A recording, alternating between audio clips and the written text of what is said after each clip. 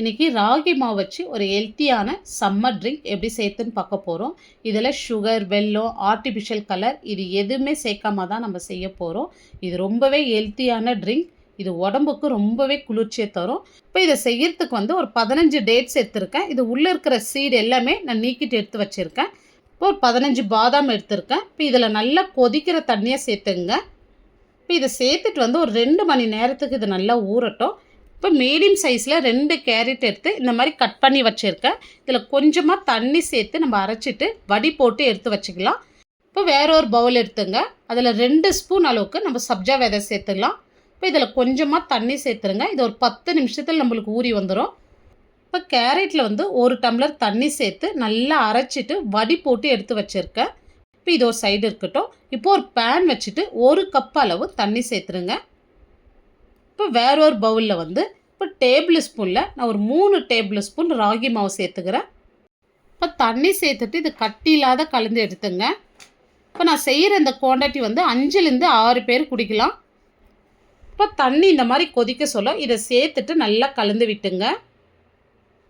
இப்போ இது ஒரு 3லேருந்து 4 நிமிஷம் வந்து கொதிச்சா போதும். பாருங்கள், இந்த அளவுக்கு நல்லா திக்காய் வந்திருக்கு. இது ஆறுச்சுன்னா இன்னுமே நல்லா திக்காகும். இப்போ ஸ்டவ் ஆஃப் பண்ணிவிட்டு இதை நல்லா ஆறட்டும். இப்போ பாதாம், டேட்ஸ் வந்து 2 மணி நேரமாக ஊறின்னு இருக்குது. இப்போ பாதாமில் இருக்கிற தோல் வந்து இப்படி எடுத்தாவே ஈஸியாக வந்துடும் பாருங்கள். நம்ம சுட தண்ணியில் ஊற வச்சதுனால இது ஈஸியாக இந்த மாதிரி வந்துடும் எடுக்க சொல்லுவேன். இப்போ நம்ம பாதாம் ஊற வச்ச தண்ணி வந்து நம்மளுக்கு தேவையில்லை. ஒரு மிக்சியில் வந்து நம்ம பாதாம் சேர்த்துடலாம். இப்போ டேட்ஸ் வந்து நம்ம ஊற வச்ச தண்ணியோட அப்படியே சேர்த்துங்க. இது எந்த அளவுக்கு நைஸாக அரைக்க முடியுமோ அந்த அளவுக்கு நல்லா நைஸாக அரைச்சிட்டு வந்துடுங்க. பாருங்கள், இந்த மாதிரி நல்லா நைஸாக அரைச்சிட்டு வந்துடுங்க. இப்போ இது பாருங்கள் நல்லா ஆறி இருக்குது, நல்லா திக்காக இருக்குது பாருங்கள். இதை வந்து அப்படியே அதில் சேர்த்துடலாம். இப்போ நம்ம எடுத்து வச்ச கேரட் ஜூஸும் வந்து இதில் அப்படியே சேர்த்துருங்க. இப்போ இதிலே வந்து 1 கப் அளவு நம்ம காய்ச்சி ஆற வச்ச பால் வந்து இதில் சேர்த்துருங்க. இப்போ இதை வந்து நல்லா நைஸாக அரைச்சிட்டு வந்துடுங்க.